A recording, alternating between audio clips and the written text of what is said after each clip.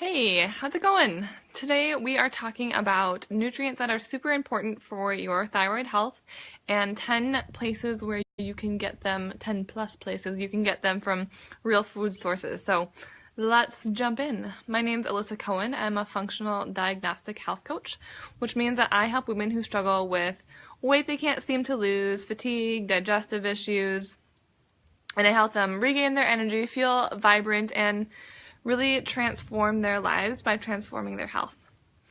So, first, let's talk about what are the really important nutrients when it comes to your thyroid. We need specific nutrients to feed our thyroid so that we can make our thyroid hormones and convert them well. And so let's talk about what those are first. So the first important nutrient is selenium. Selenium is super important. It helps us convert T4 to T3. So T4 is that inactive form of thyroid hormone and T3 is the active form. And so if we don't have selenium, we're not going to be able to convert to the active form of thyroid hormone. So you can see why that might be important. Next we need, actually the thing I wanted to note on that too was that selenium can help prevent iodine toxicity. So if you are supplementing with iodine to help support your thyroid, which some people do and sometimes that's useful, if you take selenium along with it, it's going to help prevent you getting too much iodine to, a certain level. I'm sure you can really overdo it, but yeah, so that's where it's useful also. Next thing is we need zinc.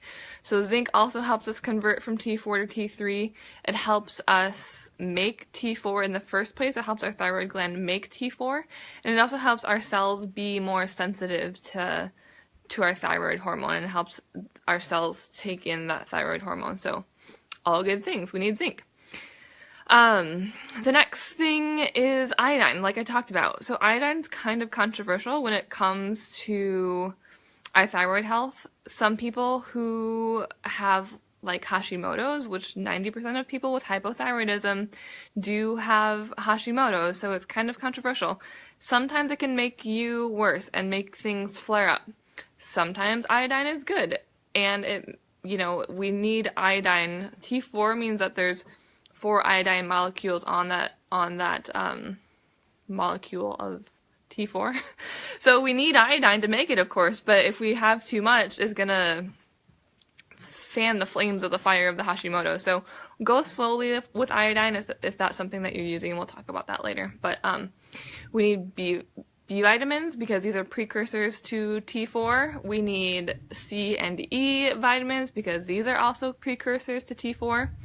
We need vitamin D because this is a really important modulator of our immune system. And so especially if you have Hashimoto's, this is an immune system issue, not an actual thyroid issue. And so we need vitamin D to help modulate our immune system.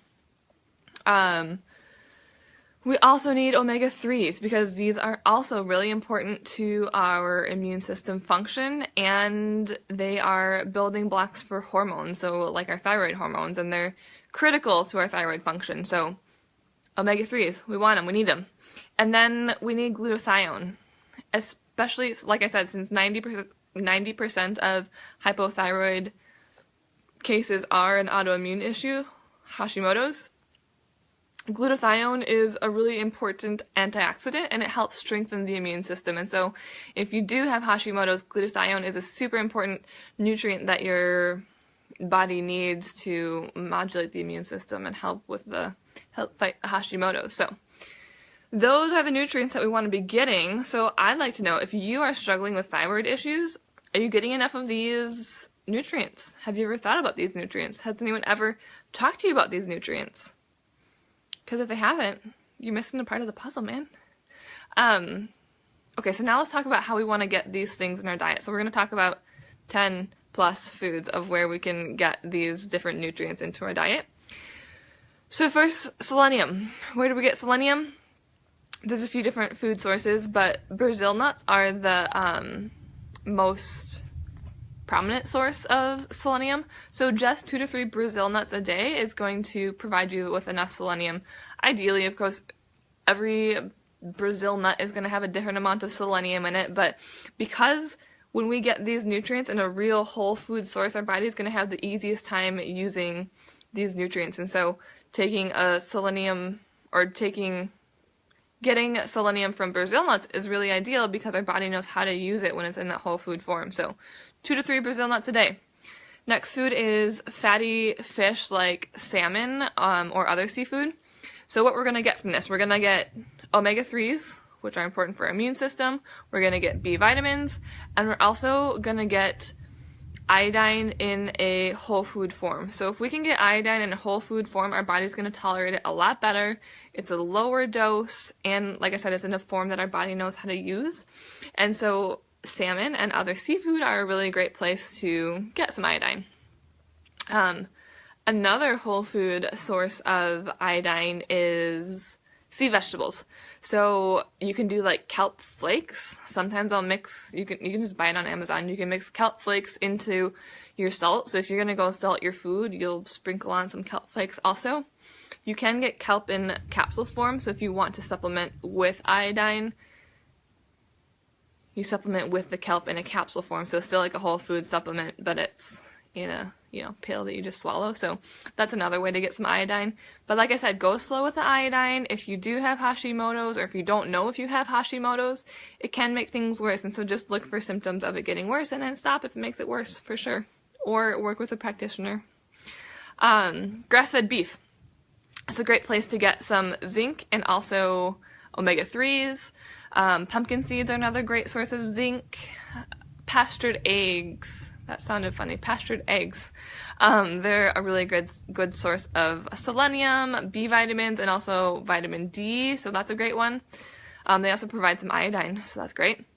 Cod liver oil, that's a really awesome source of vitamins A and D, so helps with the immune system. It's an immune system modulator, and we get omega-3s from cod liver oil also.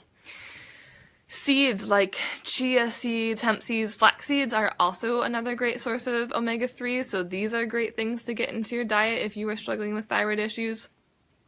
And then there's like no food source of glutathione, but we can't eat some certain foods that are going to help increase the production of glutathione in our body. So foods like this would be asparagus and broccoli, peaches, avocado, spinach, garlic, squash, and grapefruit. So that's a big list. That was more than 10 foods, but let's recap it. Let me start at the beginning. Brazil nuts, fatty fish, sea vegetables, grass-fed beef, pumpkin seeds, pastured eggs, cod liver oil, seeds like hemp seeds, chia seeds. Oh, thanks for the thumbs up. Chia seeds, flax seeds, and then glutathione foods. So asparagus, broccoli, peaches, avocado, spinach, garlic, squash, and grapefruit. So let me know in the comments below if you're struggling with thyroid issues, or even if you're not, how are you going to get these foods in your diet in the next week? Make a plan. Get them in your fridge, put them in your food, have it help you support your thyroid from a whole food perspective. And I also want to know if you, if someone you know, or if you are struggling with thyroid issues, share this video or tag this person in the comments below, because sharing is caring. And so if we can inform and educate others on better ways to help our body and to support ourselves outside of using medications and resorting to that, why wouldn't we want to do it? Sharing is caring. So if you know someone struggling with thyroid issues, share the video with them. Eastwood's scared of the thunder, so he's joining me for the end of the video. So, all right, guys, thanks for joining me, and Eastwood says goodbye. Goodbye.